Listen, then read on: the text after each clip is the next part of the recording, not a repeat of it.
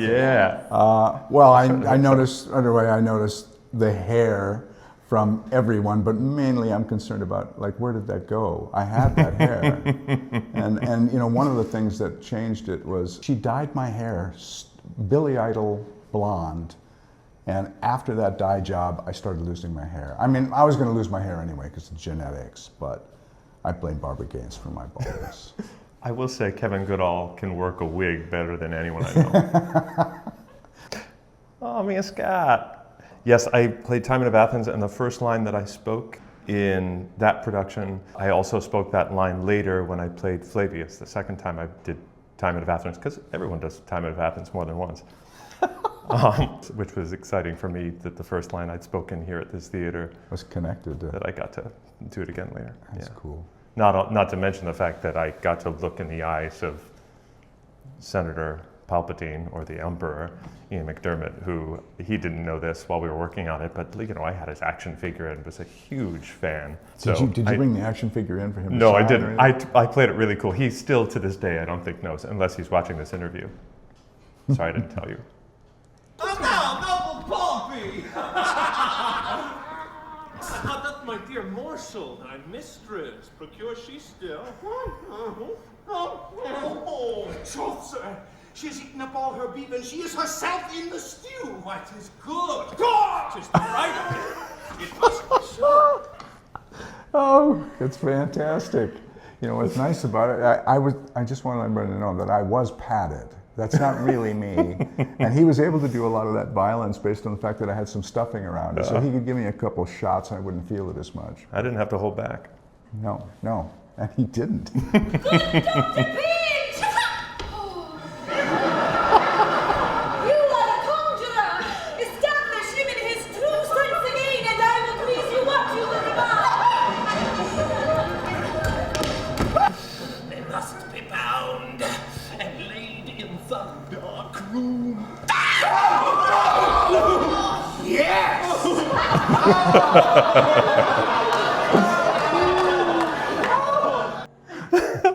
That's beautiful. I do remember that choice for Pinch was something that we hadn't done in the rehearsal process of him being this broad portrayal, that he was first kind of this creepy kind of Vincent Price type role is the way we were playing him. And then after first preview, Barbara came back and she said, Sean, I think we need to completely change your interpretation of the role.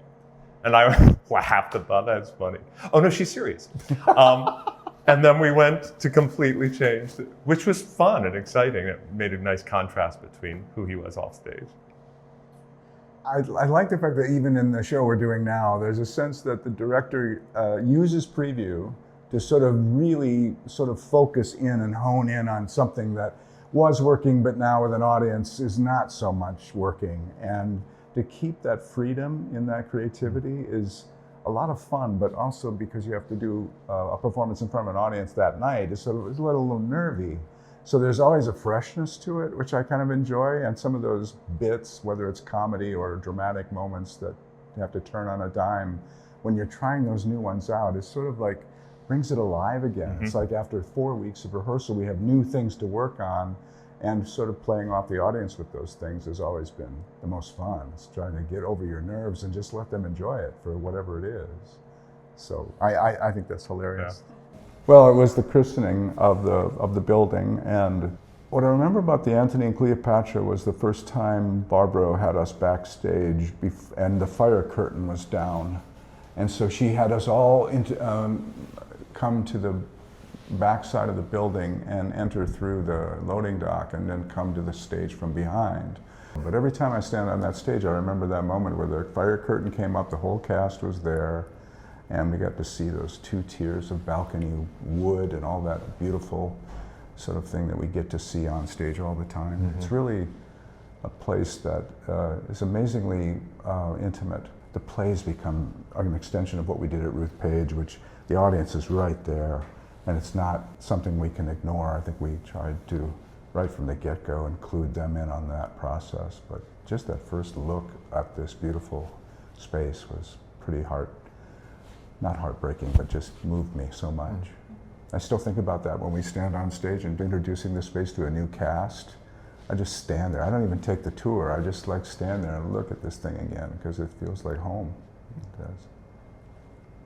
I love the variety within Shakespeare's work, the fact that we get to do one of my favorite things is the puzzling of figuring out what we're saying and then why we're saying what we're saying, and that there's such a wonderful mix of beautiful poetry and heightened drama and broad, ridiculous comedy all in the same pieces. And I started working here just a few years out of school, so I've really grown up here. And I've learned a lot here, and it's really fun to be now in kind of a position where I'm still learning, but also we are often looked at as mentors from time to time, which is really fun to pass that love on. Coming back to this place, which has always been primarily the place where Shakespeare was done in Chicago, that it feels like home. It feels like coming back to this stage, there's a sacredness to it, if that's a word I can use, because I really feel an energy here and a comfort and a place to be my best self. You know, that working my characters through this language is a real creative venture, and it does feed my soul, and so I think that's pretty much why I come back.